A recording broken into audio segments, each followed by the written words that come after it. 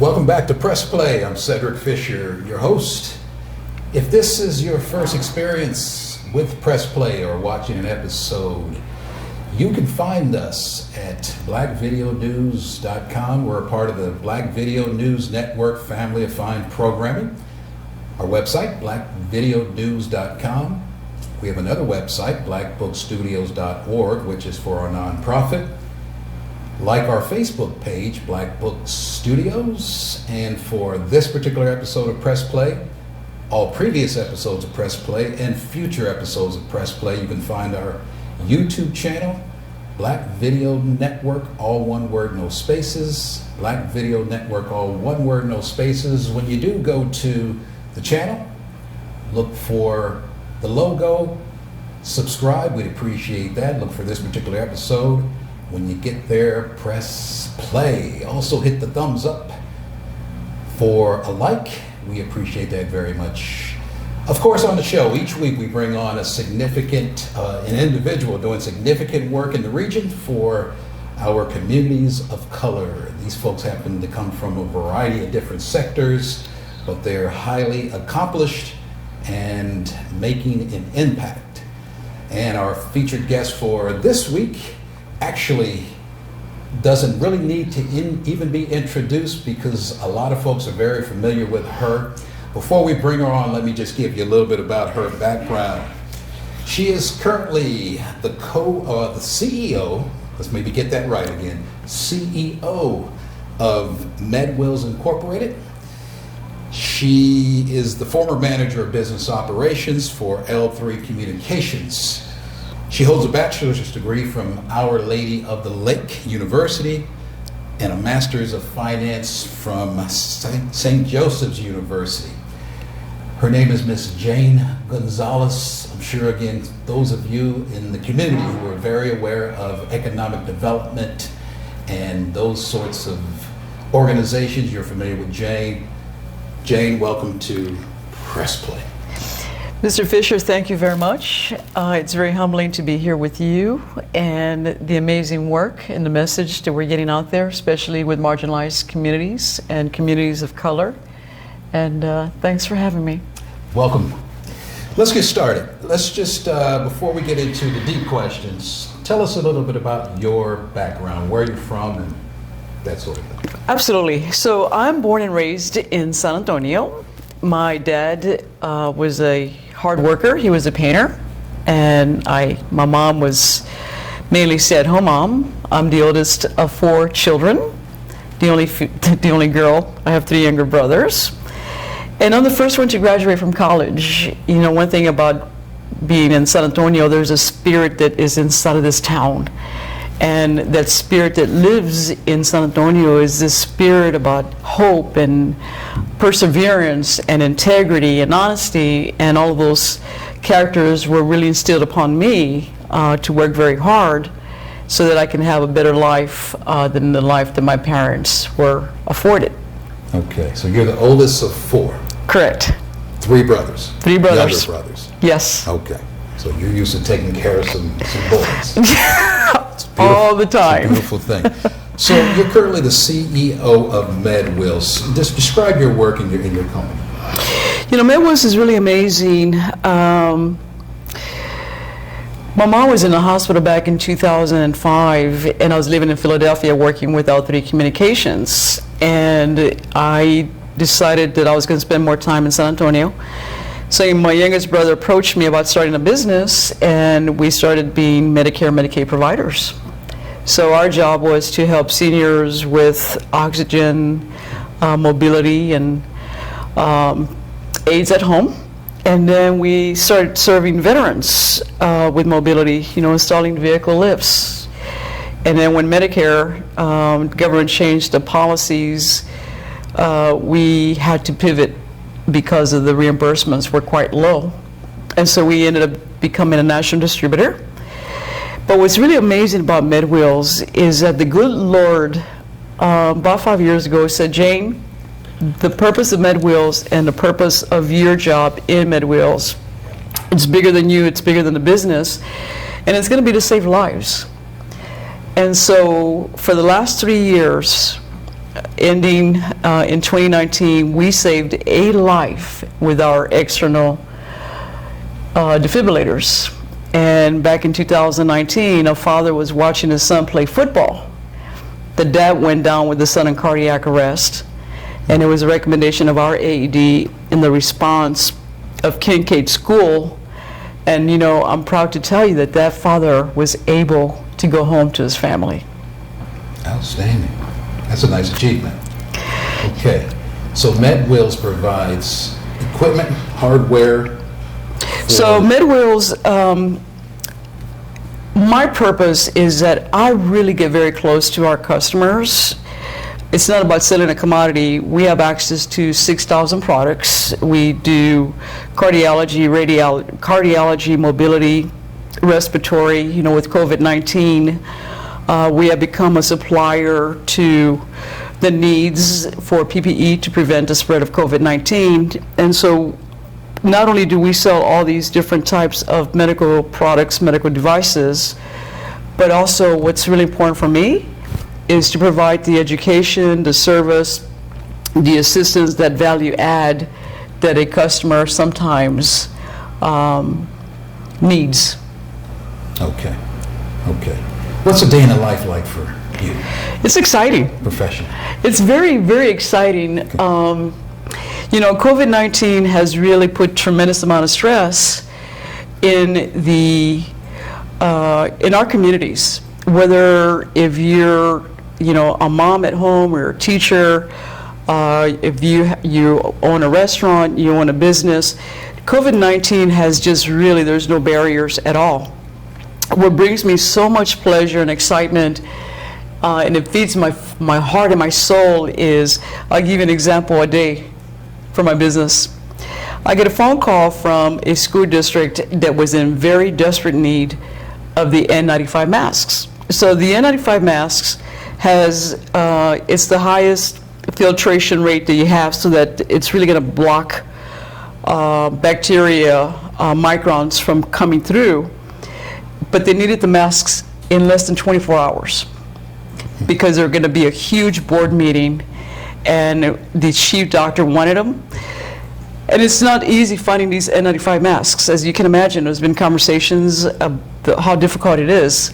But I have a good network of loyal, trustworthy people I can rely on, count on. And so we were able to get those masks delivered by 9:30 this morning. As soon as those masks arrived, they got immediately deployed into the school district.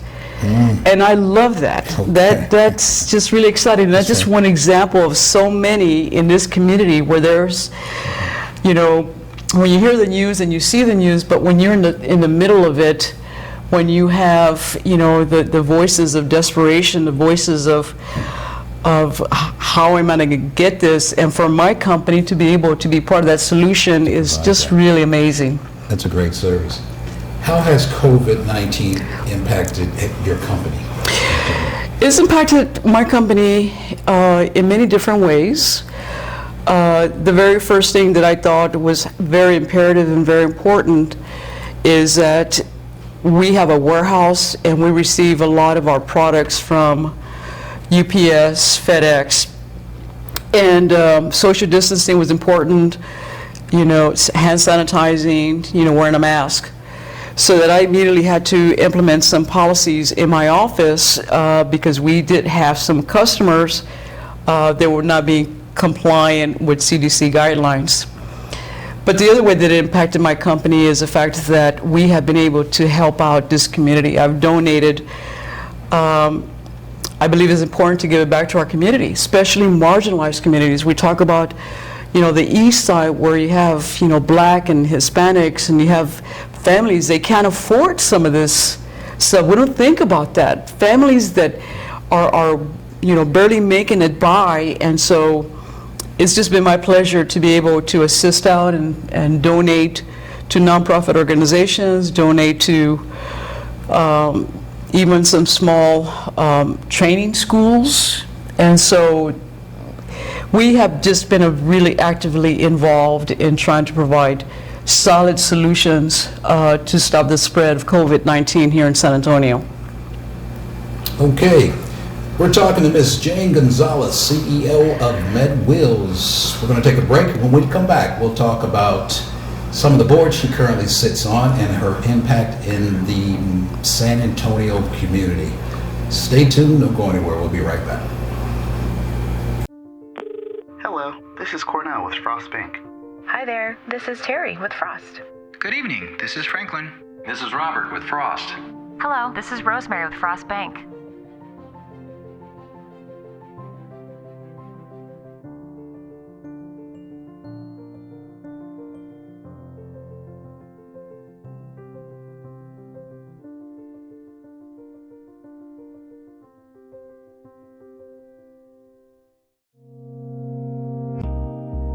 Does your life matter?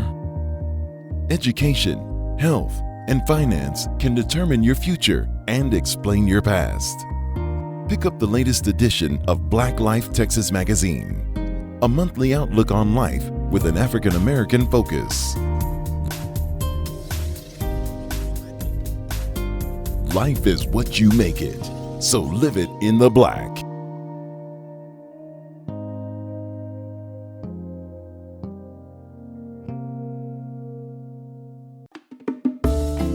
One, six, or a dozen trees. No job is too big or too small. Booker's Tree Services is a certified arborist and state licensed company. On the ground or in the air, we are here to take care of all your tree needs, from stump grinding, tree pruning, tree trimming, tree removal, and much more. Call the professionals to help manage your commercial or residential needs. Don't let your trees make you nervous. Call for a free estimate today at Booker Tree Service, 210-657-8085. You care for the house, the kids, and our future. My Shiro's day is never done. So let's save a little more now so we can create the retirement we want. A free 3-minute online chat can give us the personalized tips we need. Visit asiaretirement.org/Shiro.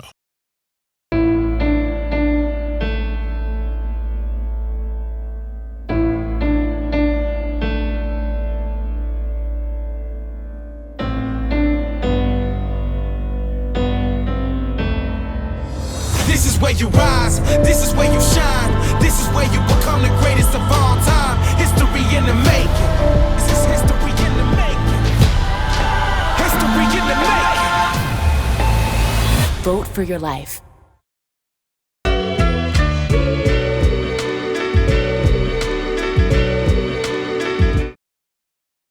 Welcome back to Press Play. We're back with our guest, Miss Jane Gonzalez, CEO of MedWheels. Welcome back, Jane. Thank you. You currently sit on a myriad of different boards Yes, sir. and have an impact on each and every board. However, recently we understand you have accepted an assignment or an appointment on the Global Chamber Board. Talk to me a little bit about that. And I understand that you had a big meeting this morning, international meeting that included the mayor. Why don't you just enlighten me? Yeah, thank you. From my standpoint, I believe that it's really, really important for us to work together as a community. You know, you have agencies, City of San Antonio, Bexar County, you have small business, you have chambers of commerce. And so Christopher Herring, who is the president of the Global Chamber, him and I have been sitting on boards together for 15 years. Okay. We started with the West Side Chamber, and we also sat on the City of San Antonio 5-year Diversity Sub-Planning Committee. And as a result of that, we created the SEMEDA ordinance that has made a significant impact in our local procurement dollars. The City of San Antonio actually got an award for the recognition of the procurement improvement to the local SWMEs, to our local companies. So now the Global Chamber, I believe that it's very important, especially now with this pandemic, that we really try to create those ecosystems that are going to keep the dollars locally so that we can grow. Right.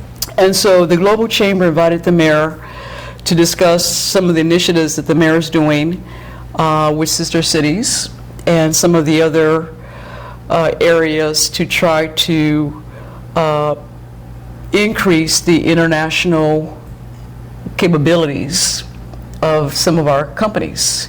And the meeting went exceptionally well, and I was very, very enthusiastic about just the energy and the focus. And we're feeling so hopeless. Everyone right now has the weight of this COVID-19 is really weighing on a lot of us.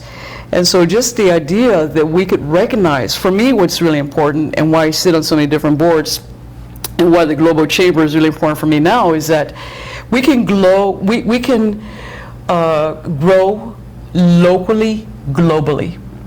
Why not invest on the assets? San Antonio has so many assets. We have a lot of small companies that have the capabilities of scalability. I refer to them as second stage companies. And I think this is a really great opportunity for us to work together, collaborate together, create solutions, and find those procurement opportunities to make sure that our local companies can sustain and survive during the pandemic. Okay, and outstanding. What are some of the things you've done for, as you refer to, second stage companies in the small business community here? And thank you for asking me that question, Cedric.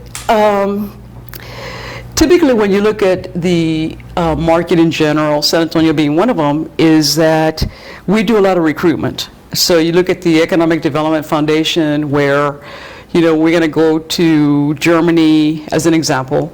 We're going to bring in 1,000 jobs. We're going to pay them minimum wages, making Roman noodles. I'm just making an example. And so with the pandemic now, I actually had an opportunity to sit down with the Economic Development Foundation with Jenna and Rogelio Garcia and talk to them about second stage companies. And if you were to look at studies, the Edward Lowe Foundation, look at Florida, Michigan, Louisiana, New York, California, they have become very deliberate in making investments on these second stage companies because of the fact that, for example, in Louisiana, for every $1 that was spent, they got back in return of that investment $9. So that we presented to San Antonio EDF, and the definition of a second stage company is a company being in business minimum 5 years, minimum $1 million of revenue, 5 employees, but they are considered the workhorses. Second stage companies are considered the workhorses of the U.S. economy because they represent 17% of all companies in the U.S., but they generate 2/3 of jobs and 2/3 of revenue. That is very, very significant. That is. And so that is the reason why you That's look the backbone of America. It's the backbone. Mm-hmm. Exactly. And so my mission that I have is I'm hoping that we can get this type of presentation to Governor Abbott's office. Because if we can get Texas to look at what these other states are doing and the impact that they're having in local communities, because this is what's really real for me and the reason why it's important. My company is located on the east side of San Antonio. I made a choice to locate my business where there's poverty, where there are minorities, where there's marginalized communities, because I want to be able to make an impact in that community. So the only way we can transform any of these communities is that if we invest in these companies that are already located, in these marginalized neighborhoods, that we can bring hope. I mean, look at the east side and the crime on the east side. Families don't have hope. We could get these people to get from the streets of violence and give them tools and training on companies that care about them and they want to make a difference in those neighborhoods. This is why this is highly, highly important for me, because I believe that we can transform the east side. We can transform, on the south side, where you look at where Port San Antonio is.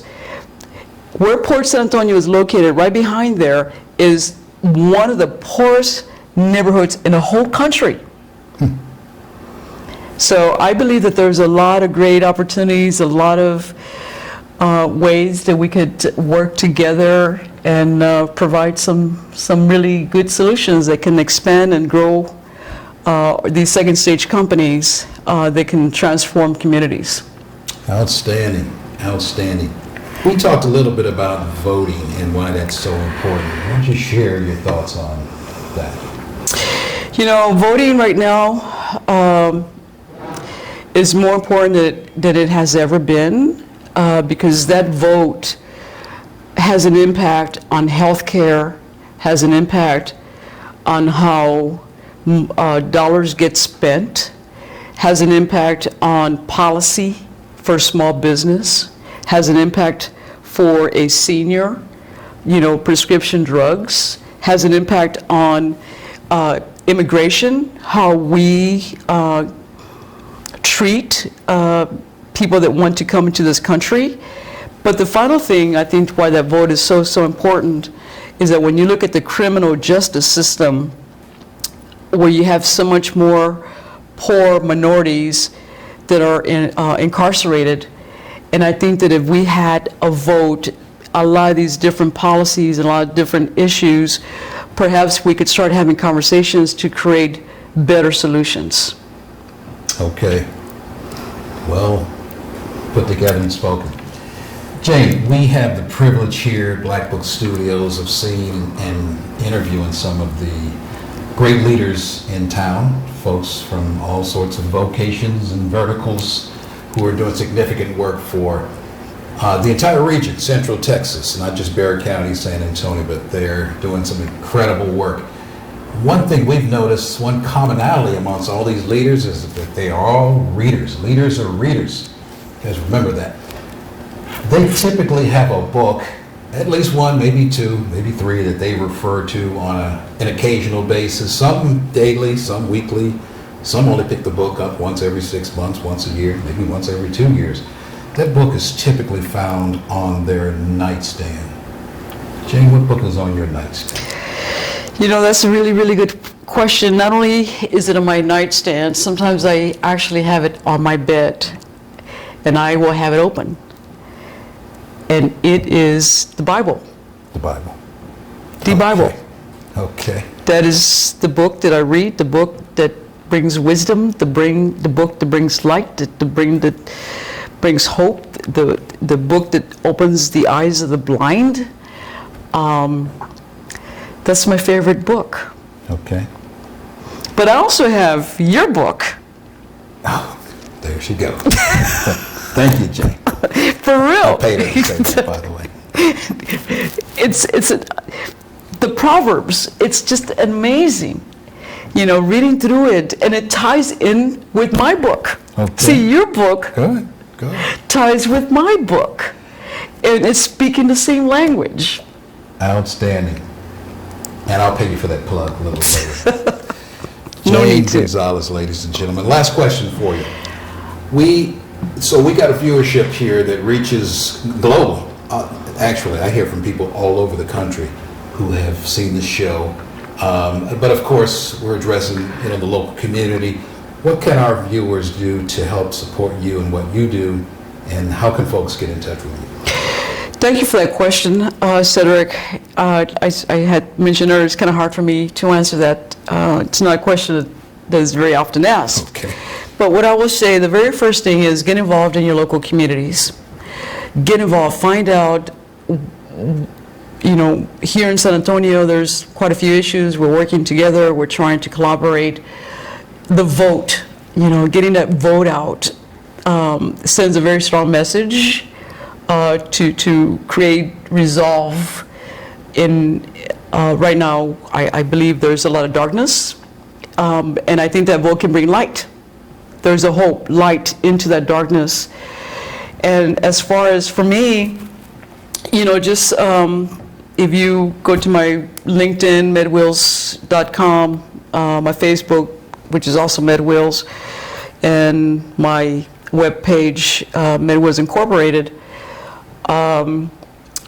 it's just working together, collaborating together, and not being afraid to speak up. At the end of the day, I think what I'm going to ask everyone that's viewing the show is that sometimes when we do speak up and go against an establishment there can be resistance and there can be a way to try to silence some of the truth. So I think my biggest ask to the viewership is use that voice. Do not be silenced. Whatever it is that your heart is telling you to do, act on it and just follow your heart. The word is a lamp to my feet and a light to my path. And I wish everybody really well in this COVID-19. Outstanding. Ms. Jane Gonzalez, CEO of MedWheels, thank you for coming on the show today, Jane. Thank you. Really Thank you, Mr. Fisher.